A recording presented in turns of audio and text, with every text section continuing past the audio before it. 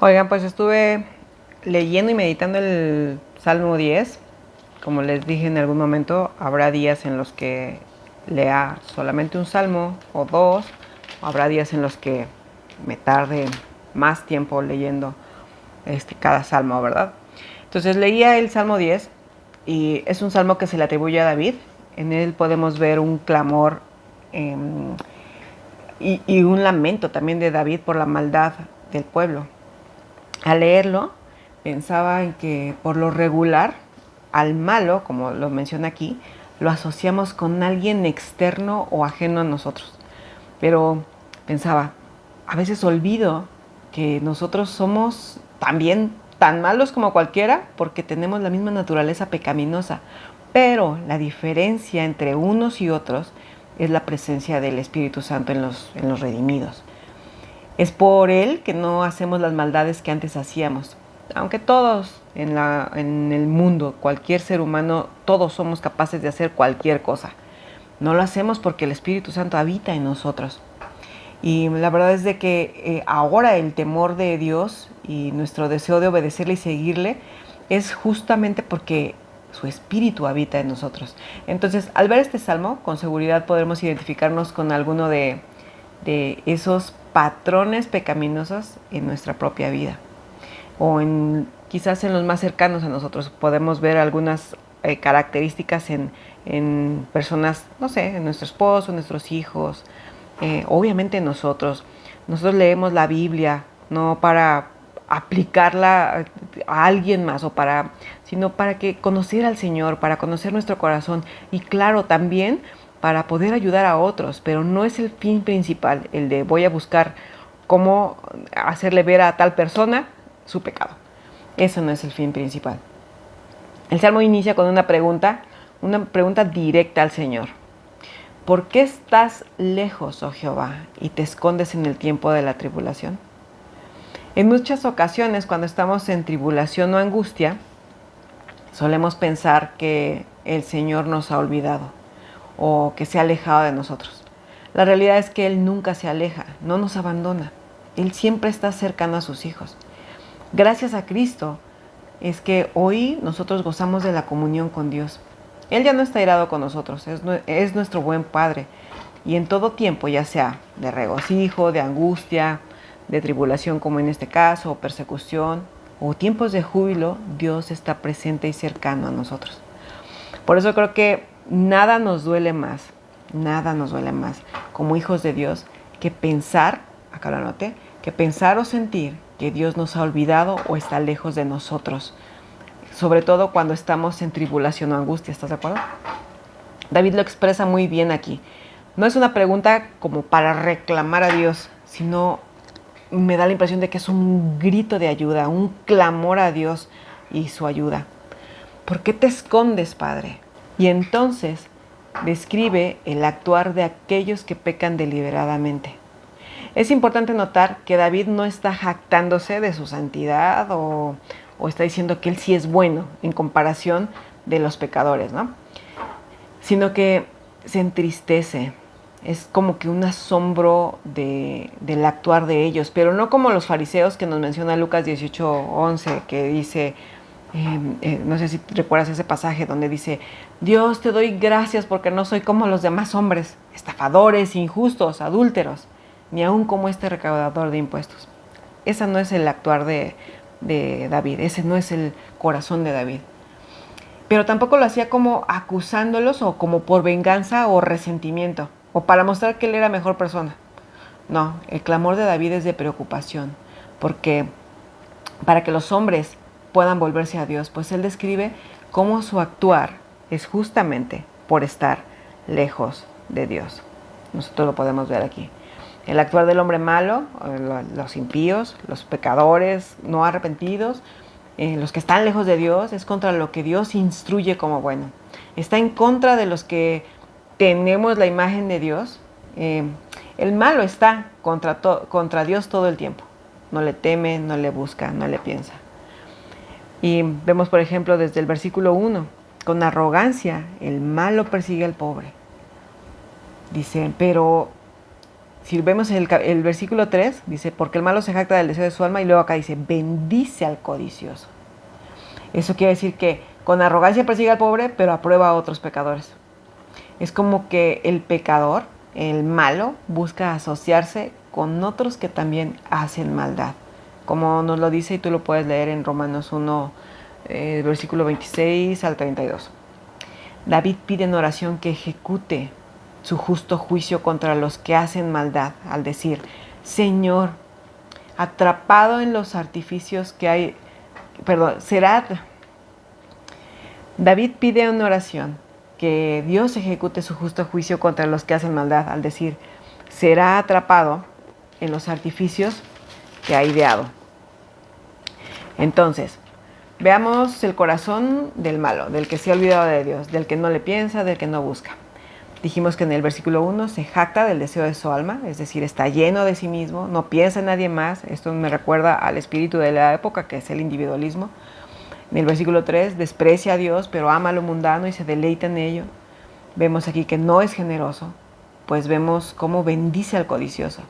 Piensa en sí mismo una vez más. Y aquí al decir que no es generoso, es obvio, porque los redimidos, los que hemos conocido la generosidad de Dios al darnos a Cristo, seremos generosos con otros. Y el versículo 4 dice, con orgullo, dice acá, no hay Dios en ninguno de sus pensamientos. Con orgullo no busca a Dios. Sus pensamientos no tienen a Dios. No depende de Dios este hombre malo. No le toma en cuenta para vivir o para tomar decisiones. Nuevamente, se cree autosuficiente. Él es su propio Dios. Su vida es regida por sí mismo, por su propia soberanía. No piensa en los planes de Dios ni en lo que vendrá. Para él, no hay Dios fuera de sí mismo. Dios no está presente en su día a día. Y después seguimos con el versículo 5. Al estar lejos y en contra de Dios, sus caminos, por supuesto que no son los caminos rectos del Señor. Toma malas decisiones y claro que lo que Dios manda y ordena para él no son ley. No lo sigue ni los acusa. A todos sus adversarios desprecia. Este hombre, qué increíble leerlo, ¿verdad? Este hombre, esta persona es orgullosa. No acepta ni admite a otros que no piensen como él o que crean lo mismo que él. Es un ego bastante alto y un orgullo enorme el que hay en su corazón. Él cree o se considera tener la razón y es inamovible en eso. Su orgullo lo tiene de verdad totalmente cegado. Por eso dice en su corazón, en el versículo 6, nunca me alcanzará el infortunio, no seré movido jamás. Pareciera que a este hombre todo le sale bien. No tiene intenciones de cambiar ni mejorar, pero tampoco de retractarse de lo que cree y hace. No admite ni reconoce la necesidad que tiene de un Salvador. ¿Lo puedes ver? El versículo 7 dice, lo leemos y dice, básicamente su proceder y su habla dejan ver que está lejos de Dios. Llena está su boca de maldición y de engaños y fraude. Debajo de su lengua hay vejación y maldad. Aquí deja ver que está lejos de Dios, pues como nos dice Lucas, nuestro Señor Jesucristo en Lucas 6:45, el hombre bueno del buen tesoro de su corazón saca lo que es bueno, y el hombre malo del mal tesoro saca lo que es malo, porque de la abundancia del corazón habla la boca. Llena está su boca de maldición y de engaños y fraude. Debajo de su lengua hay vejación y maldad. Se sienta en acecho cerca de las aldeas, en escondrijos mata al inocente. Planea, es sagaz, no actúa por inercia, sino que es calculador, espera por sus víctimas, realmente busca hacer daño. Y luego dice también que este hombre actúa, no solamente habla, también actúa con maldad. Dice el versículo 9, sus ojos están acechando al desvalido. Acecha en oculto, como el león desde su cueva, acecha para arrebatar al pobre, arrebata al pobre trayéndolo a su red. El 10 dice, se encoge, se agacha y caen en sus fuertes garras muchos desdichados. Qué impresionante. Su fin es dañar, lastimar al pobre, al que está en su contra, al que teme a Dios, al que necesita de Dios. Este hombre malo planea, observa, estudia a su presa, lo conoce para cuando él darse cuenta cuando está listo para atacarlo. Se esconde, no da la cara, trabaja en secreto, en lo oculto desde su corazón y decide el momento perfecto para atacar, para seducirlo y para atraparlo. Sale triunfante de su plan diabólico, un plan que sin duda se ha gestado con maldad, con tiempo, con paciencia, para hacer caer al que él ha elegido como presa. Y actúa con soberbia, sin temor a Dios. No le importa cómo actúa porque para él no hay Dios, como nos lo dice el Salmo 14.1 y el 53.1. Dice el necio en su corazón, no hay Dios. Y es que lejos de Dios, sin temor a Él, sin buscarlo, despreciándolo, el pecado no parece malo. De hecho, en ocasiones se justifica su práctica y se culpa al inocente. Podemos hacer una pausa para meditar y ver en nuestro corazón, para saber si hemos actuado de la misma manera, aun cuando ya conocemos a Dios. Y podemos preguntarnos, quizás, ¿me jacto del deseo de mi alma? Empezar desde acá arriba. ¿Me jacto del deseo de mi alma? Pienso que lo que yo quiero y creo es indiscutible, incluso cuando pareciera que todo apunta que estoy en contra de lo que Dios ha establecido en su palabra. Amo lo mundanal más que lo celestial. Mis amistades más significativas son con personas que niegan a Dios. ¿De verdad busco a Dios?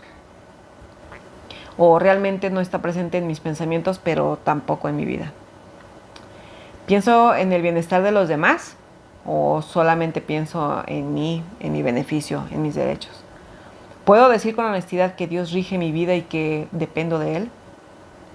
¿De qué forma actúo y hablo? No por moralismo, sino como una manera de darme cuenta qué es lo que gobierna mi corazón.